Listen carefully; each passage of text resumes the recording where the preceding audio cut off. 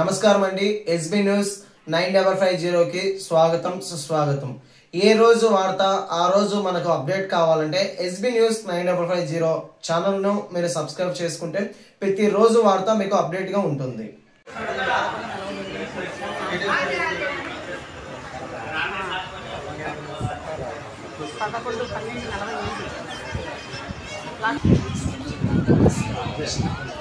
Hi, this is Nanda Chaitanya.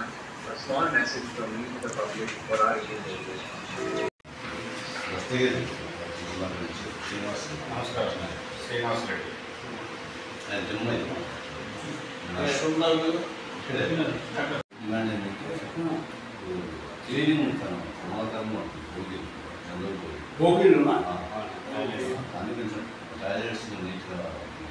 Kadapa railway station manager గారికి ఈరోజు CPM party ఆధ్వర్యంలో వినతిపత్రం ఇవ్వడం జరిగింది. వినతిపత్రంలో పేర్కొన్నటువంటి అంశాలని ఉన్నతాధికారుల దృష్టికి తీసుకెళ్లి కేంద్ర ప్రభుత్వం దృష్టికి తీసుకెళ్లి సమస్య పరిష్కారానికి కృషి చేస్తామని స్టేషన్ మేనేజర్ గారు మాకు హామీ ఇచ్చింది. ప్రధానంగా ఒక 3-4 అంశాలని మేము స్టేషన్ మేనేజర్ గారు తీసుకెళ్ళి, మొదటి విషయం ఏంటంటే రైల్వే బోగీలలో కంపార్ట్మెంట్లో బాత్రూమ్స్ చాలా ఇబ్బందికరంగా ఉంటున్నాయి. వాటిని సక్రమంగా శుభ్రం చేసే పని చేయకపోవడం వల్ల ప్యాసింజర్స్ తీవ్రమైనటువంటి ఇబ్బందులు పడుతున్నారు. కాబట్టి ఆ సమస్యని పరిశీలించి పరిష్కారానికి కృషి చేయాలని చెప్పి అడిగాం. దాంతోపాటు దూర ప్రాంత ప్రయాణికులు వెళ్ళేదానికి అవసరమైనటువంటి ప్యాసింజర్ బోగీల్ని పరిమితంగా వేస్తూ ఉన్నది. వాస్తవంగా రైల్వే నిబంధనల ప్రకారం ముందు 3 వెనక 3 6 బోగీలని ప్యాసింజర్స్ కోసం జనరల్ బోగీల్ని ఏర్పాటు చేయాలనే నిబంధన ఉంది. కానీ ఇప్పుడు 1-2 మాత్రమే ముందు వెనక వేస్తున్నారు. మొత్తంగా చూసినప్పుడు వెనక 1 ముందు 1 ఆ రీతే వెనక 2 ముందు 2 మొత్తం 2 నుంచి 4 బోగీలు మాత్రమే అందుబాటులోకి ఉంటున్నాయి. దీని కారణంగా ప్రయాణికులు తీవ్రమైనటువంటి ఇబ్బందులు పడుతున్నారు. ఇరుకిరుకుగా కంపార్ట్మెంట్ బోగీల్లో ప్రయాణం చేయాల్సినటువంటి పరిస్థితి కనిపిస్తూ ఉంది. అందుకోసం ఈ సమస్యని పరిష్కారం చేయడానికి గట్టిగా కృషి చేయాలని చెప్పి మేము కోరుతా ఉన్నాం.